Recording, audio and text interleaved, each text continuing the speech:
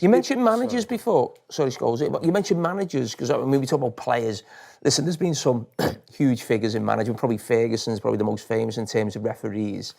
Give us an insight into what it was like with Klopp, Ferguson, Jose Mourinho, after games, before games. What was their ways of trying to get into your head? Because we always hear that, the famous term, mind games and trying to work a referee. Yeah, a lot of it was mind games. We'll get back to Carra, Scholesy and Clattenburg in just a quick second. But remember, if you like this video, please like, share and subscribe.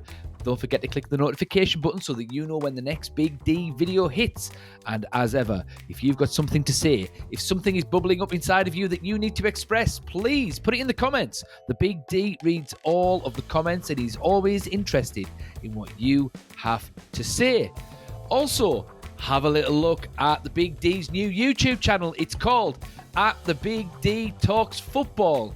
And that is where the Big D is going to concentrate on all the other big stories in the world of football. Not just Manchester United and England. He's leaving that for this channel here. Anyway, in this clip... Oh, by the way, the link to the new channel is in the description. Anyway... In this clip, Mark Clattenburg, referee, Premier League standard referee, is going to be talking about the mind games that used to happen between Alex Ferguson, Jose Mourinho, Jurgen Klopp, and how they used to try and intimidate the referees. Stick around for after the clip because the Big D is going to be giving his thoughts on this whole situation. Here he is. I remember Manchester United and how they used to do it, and Scholes, you might laugh in a minute. But Fergie, I'm convinced, used to send one player at a time because he knew if he kept sending the same player, eventually he's going to get caution. And then I remember saying, I think it was You're looking Rio. a bit deep, yeah. mate. I think I said to Rio once, I said, go and tell your fucking manager to fuck off. And you know what he turned around and he said, I'm not telling him. Because you knew what they were doing. There was one after another. Just to get, it wasn't the decision. They didn't care about, because they couldn't change that decision. It was the next one. They wanted that next decision. So there was them mind games that, and then you had managers that used to want to try to befriend you, to make you feel special. Jose, they call him the special one. That's what he tried to do. He charmed you. It wasn't in gifts or anything like that, but it was the way, after the games, they'd won, of course. Oh, Mark Clattenburg had a great game. You're like, fucking bullshit. But that's, it was to make you feel good and, because in your head you think, oh, he likes us, yeah. Who was the worst referee? So you've mentioned the worst player. I remember Jurgen was difficult. I had a big run-in with Jurgen. And I was lucky because it was at Real Madrid. And he was Dortmund manager, and they'd just been beaten 3-0. And I thought I had a good game, The Cesar came in from UEFA, you've had a good game. And it was Marcelo, the fullback. Crazy, but he says, can I have a picture? And I'm like, what, with me? And he said, yeah. Can I have a picture? And then his wife was there. Referees never get pictures with players, man. I want to see that. I don't even get shirts. Tried to get Jimmy's once. He's been subbed. But no, it was... so he says, can I have a picture? I said, yeah, of course. And I'm standing outside my dressing room, and his wife was there, and I think some of his family entourage. And we took the picture, and Jurgen came past, and he went, fucking hell. He says, is that why we got beat fucking 3-0? And I turned around and I said, you're fucking lucky you fucking got beat 3-0, fuck off. And everybody laughed, you know what I mean? But I was pleased I was in Real Madrid, not Dortmund, because I would have to get out of Dortmund alive. But that was my mentality. I remember doing one of his first games for Liverpool, and they were playing Chelsea away, and they won 1-0, and then he started to realise, because he's in England, he needs to, and he knew I was going to referee most of his top matches because I was one of the more experienced referees. I wouldn't say one of the better ones because that's for everybody else's opinion, but I was the more experienced. That's what you was going to say, though. Yeah. So that's what you believe. That's what you believe. So I was walking along and he was doing a press interview, and he turns around to me. He says, "Oh, these idiots think after I've won one game at Chelsea that I'm going to win the league." And I just says, "Welcome to England." And he laughed and smiled because he knows he's trying to play mind games with me. Trying to befriend us now. He used to stare at your warm-ups. And I was thinking, why are you staring at me warm-ups? You know what I mean? And then I remember one time he came, he never ever brought the team sheets in. Never. It was always... the assistant? Kit man. Yeah, the kit man or whatever it was. And you used to have to brief the captains, or if there was any not new guidance from the PGML, but if there was something from the police, for example, not to go and do obscene, if you score, don't celebrate or whatever. I try to avoid celebrating.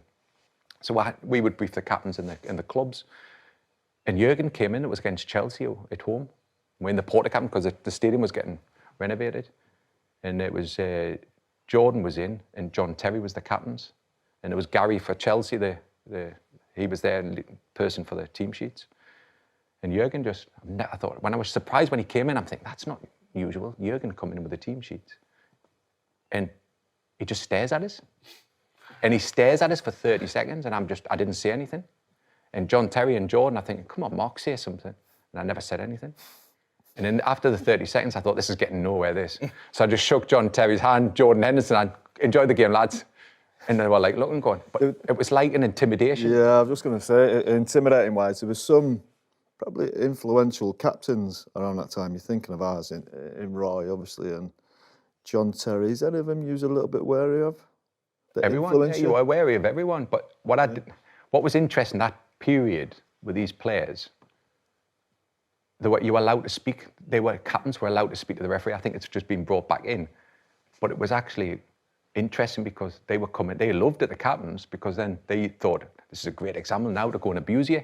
So they think, all the fans, I think, oh, the referee's allowed to speak to the referee. Yeah, it's brilliant. But actually, he was coming in. John Terry would have some choice words or whatever. Everybody just wanted to win, and it was that. Probably where I got better as a referee was I started to understand the game more. I knew the laws, I knew football. I didn't know the laws, but you know what I mean? I interpreted them the right way, or I could understand them. But I understood the game a bit more. And when I understood the game a bit more... Yeah, it used to be cool.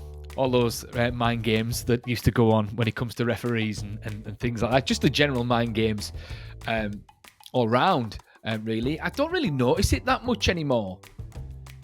It doesn't seem to have that same edge in the Premier League, and I'm not entirely sure why. Maybe it's just because I've been focusing on Manchester United and we've been crap for so long by everyone else's standards. Maybe that's got something to do with it. But still, you don't really see many sort of intense rivalries anymore. Not really. I mean, there are competitive rivalries, obviously, between Man City and Liverpool and Arsenal and whoever, but I always felt as though, like back in the day, it was just a little bit nastier. There was just always some sort of animosity or resentment bubbling up under the surface between some of these managers, like between Fergie and Benitez, or Fergie and Keegan and Fergie and Wenger. We talked Fergie and someone, Even Jose Mourinho used to get under people's skin. He used to try and get under Pep's skin, and he used to get under Arsene Wenger's skin as well.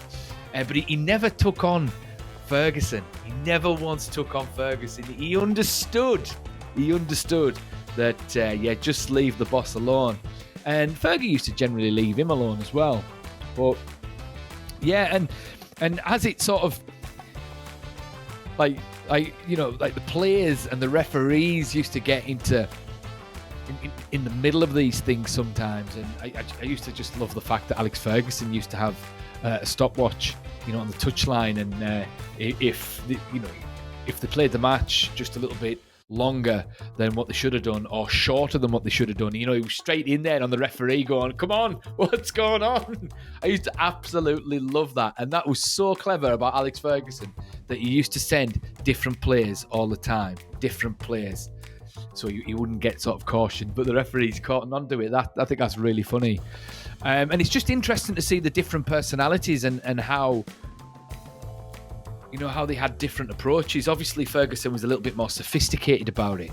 He was a bit more Machiavellian, whereas Jurgen Klopp was more intimidating, because I get the impression Jurgen Klopp's quite a big fella, to be honest. And Jose Mourinho was all charming, and he was smooth, and he was special. I think that was class. Absolutely class. I want to see more of that in today's game. I really do. Because that's when football's at its best, when there's a little bit of nastiness. But it just feels as though the game's too sanitised now. You're not allowed to sing certain songs. Players are always moaning about what the fans are chanting. It's just full of moans now. There just doesn't seem to be that competitive, nasty edge. You're not going to see anyone like Roy Keane, sort of 2-foot Alfie Haaland these days. Well, if you are, it's going to be by accident. It's not going to be out of spite or anything like that. And I don't know, football was just a little bit more pure back then. A game of men. It just seems to be a game of boys now. It's the same with the sort of the managers and the referees. It just doesn't seem to have that same magic dust to it. But yeah. But anyway, what do you guys think? What are your favourite moments when it comes to mind games between all the big top managers? Fergie, Klopp, Jose, Wenger, even some of the sort of latest brood, like Pep Guardiola, for instance. Do you think football's a little bit more sanitised than what it used to be? Thoughts in the comments, and the Big D will see you in the next one.